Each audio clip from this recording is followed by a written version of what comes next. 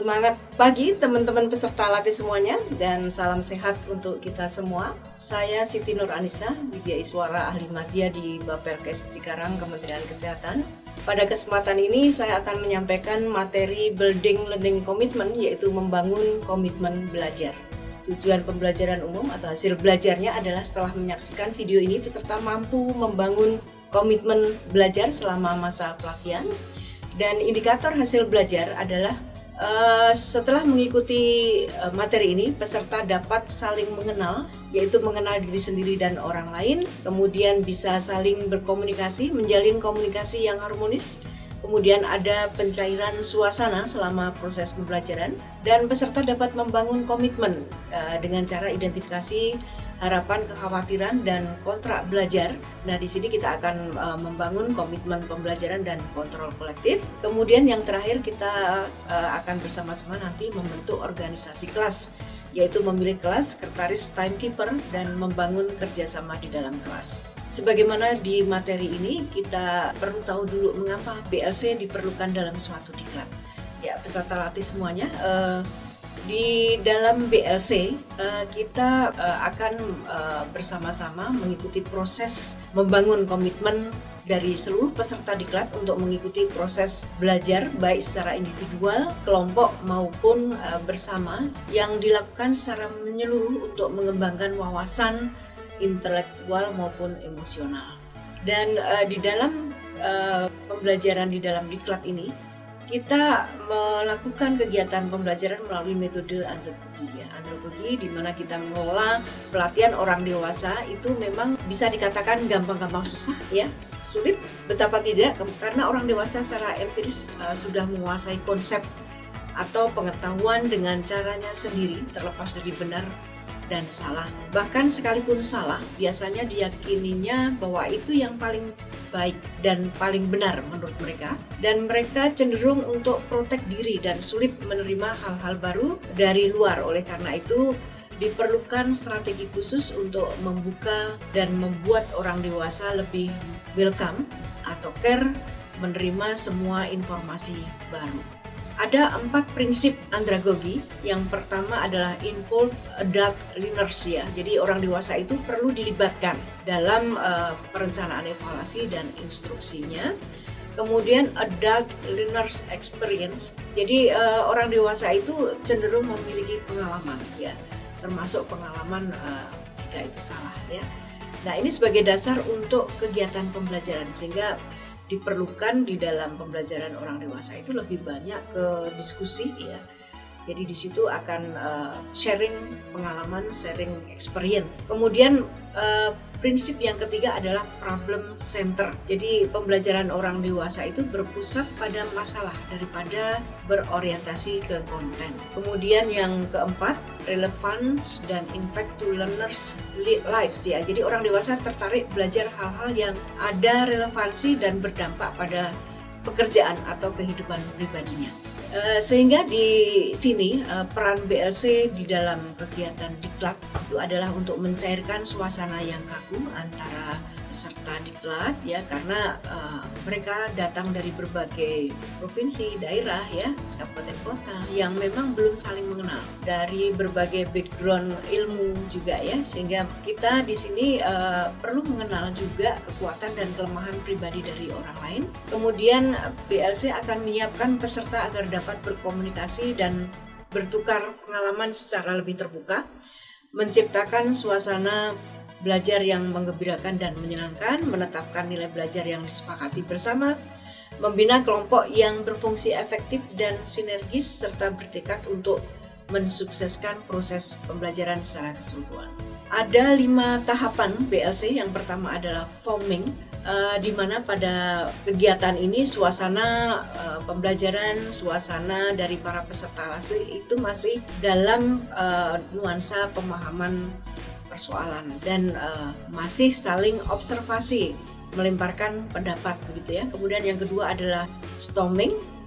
Storming itu merupakan suasana mulai memanas karena ada pendapat mulai ditanggapi. Jadi di sini pada saat diskusi kelompok atau adanya pembahasan studi kasus tertentu, ada permainan, kemudian para peserta latih sudah mulai menyampaikan pendapatnya, dan di sini suasana sudah mulai memanas. Kemudian ada noming ini suasana mulai mereda karena adanya klarifikasi yang diikuti dengan persamaan persepsi.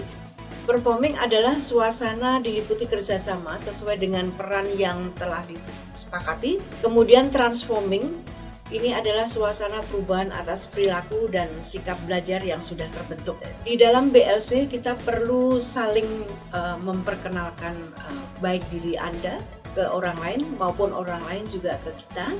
Nah, di dalam teori Johari Window, kita perlu mengenal diri sendiri, perlu mengenal orang lain. Hal ini ditujukan agar pada saat proses pembelajaran pelatihan itu terjadi komunikasi yang lebih baik, ya, lebih nyaman dan memudahkan semua orang untuk melakukan kegiatan dengan lebih maksimal gitu ya. Jendela pertama itu open, di mana kita tahu diri kita sendiri dan kita juga tahu orang lain. Ya, kemudian jendela yang kedua itu blind, di mana kita tidak tahu diri sendiri, tapi kita tahu orang lain. Jendela yang ketiga adalah hidden, kita tahu diri sendiri, tapi kita tidak tahu orang lain. Dan unknown, ini sama sekali tidak diketahui, baik kita tidak tahu diri sendiri, juga kita tidak tahu orang lain. Ya, apa yang diharapkan di sini? Ya, teman-teman peserta latih untuk selama proses pelatihan diharapkan teman-teman melebarkan jendelanya, ya.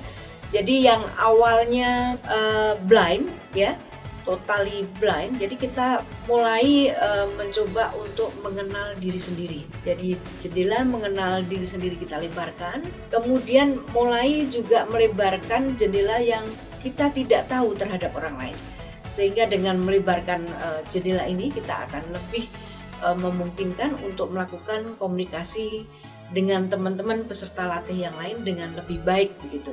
Jadi manfaat dari mengenal diri ini, kita akan mengetahui potensi diri untuk aktualisasi, kita akan mengetahui tujuan hidup kita apa, harapan apa selama mengikuti pelatihan, dan menemukan makna dan keterpenuhan di dalam hidup. Nah, ini seperti yang dikatakan oleh Ibnu Al-Arabi, jadi kenali diri Anda untuk menjadi pemenang. Jadi penting sekali teman-teman untuk mengenali diri Anda sendiri, ya. Nah, yang berikutnya kita akan membangun komitmen dan membentuk organisasi kelas. Komitmen adalah bagaimana di dalam suatu kelompok, ya, di mana di situ ada berbagai orang dalam pelatihan. Jadi ketika Anda berniat untuk memberikan waktu dan energi kita terhadap sesuatu yang kita percayai atau terhadap sebuah janji atau keputusan untuk melakukan sesuatu. Nah, ini adalah suatu komitmen. Di dalam suatu diklat, setiap orang harus memiliki komitmen.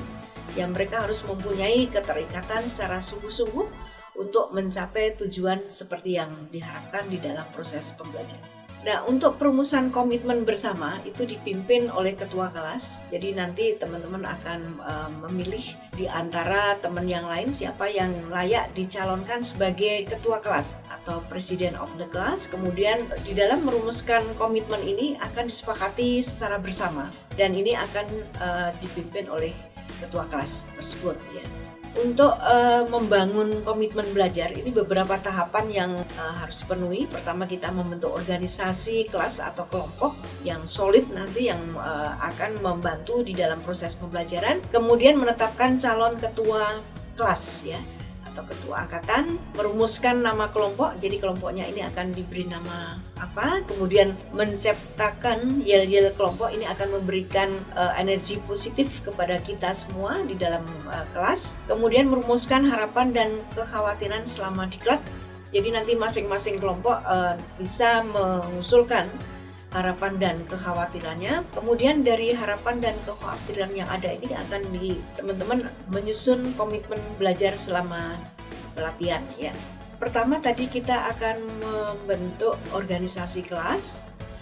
Untuk organisasi kelas ini kita perlu ada partisipasi dari seluruh peserta latih. Nah, dari apa yang akan teman-teman usulkan, teman-teman harus mencari teman-teman peserta yang lain untuk dicalonkan sebagai ketua kelas yang nantinya akan sebagai pengurus kelas. Jadi temukan celebrities of the class. Jadi di dalam pengurus kelas ini bukan hanya ketua kelas saja, nanti teman-teman juga bisa memilih sekretaris dan juga timekeeper yang akan selalu mengingatkan waktu pembelajaran. Jadi pada saat pembelajaran dimulai, timekeeper akan membantu teman-teman untuk reminding atau mengingat waktu pembelajaran.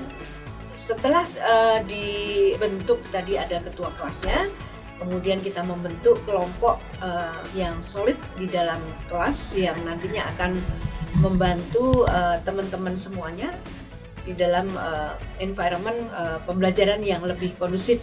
Kemudian langkah berikutnya adalah menyusun harapan dan kekhawatiran selama diklat. Jadi di dalam pembelajaran orang dewasa ini memang setiap peserta yang hadir tentu saja ada tujuan tertentu mengapa dia ikut pelatihan ini. Jadi di sini kita perlu tahu apa sebenarnya yang menjadi latar belakang mereka hadir pada pelatihan ini dan apa harapan dan kekhawatiran dari teman-teman peserta selama pelatihan ini.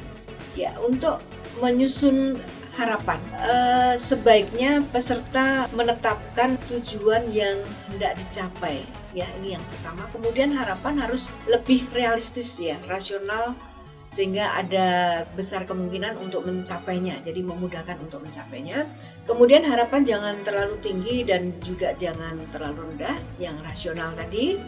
Kemudian harapan juga diharapkan bisa menimbulkan tantangan atau dorongan untuk mencapai harapan itu dan bukan sekedar harapan yang diucapkan secara asal-asalan. Nah, selanjutnya setelah ada harapan kekhawatiran ya, bersama-sama dengan para peserta pelatihan dan struktur organisasi kelas tadi dibuat kontrak belajar. Jadi teman-teman akan menyusun kontrak belajar ini berdasarkan harapan apa yang akan dicapai. Nah, untuk keberhasilan pembelajaran ini memang sebaiknya dibuat sebuah komitmen bersama dalam kelas, komitmen belajar yang isinya adalah norma-norma yang harus dijunjung tinggi selama proses pembelajaran. Dan nanti komitmen pembelajaran ini harus juga teman-teman susun kontrol kolektifnya. Jadi bagi siapa saja yang tidak mematuhi komitmen pembelajaran yang sudah disepakati bersama, itu nanti akan mendapatkan istilahnya reward berupa kontrol kolektif yang disepakati bersama. Misalnya kontrol kolektifnya jika si A datang terlambat pada pembelajaran tertentu, di situ silakan untuk teman-teman menyiapkan pilihan dari kontrol kolektif yang nanti akan diambil oleh peserta tersebut. Misalnya apakah dia akan menyanyi, apakah dia akan membuat resume dari mata pelatihan sebelumnya, apakah dia harus memberikan energizer. Nah, nanti silahkan disepakati di dalam kelompok. Ya, untuk komitmen belajar apa saja yang bisa disusun?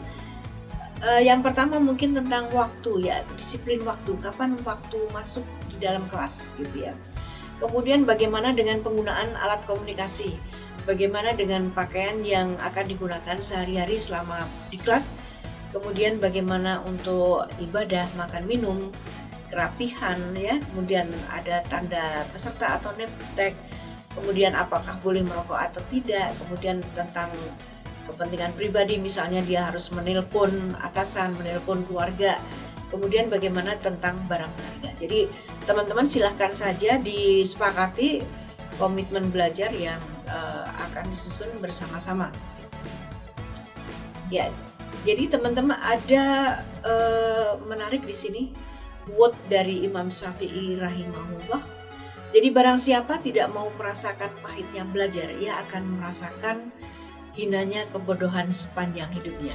Jadi teman-teman, pesan saya adalah teman-teman terus belajar, tetap semangat, dan jangan ragu untuk terus mencari sesuatu yang baru. Dengan cara apa? Jadi melalui komunikasi dengan teman, komunikasi dengan fasilitator, kemudian komunikasi dengan panitia dan penyelenggara. Itu akan memberikan muatan yang luar biasa pada teman-teman untuk menjadi teman-teman yang lebih produktif ya, yang lebih potensi dirinya lebih berkembang gitu. Jadi teman-teman, saya kira itu yang bisa saya sampaikan untuk materi BLC hari ini. Terima kasih. Selamat melakukan pelatihan dengan sebaik-baiknya.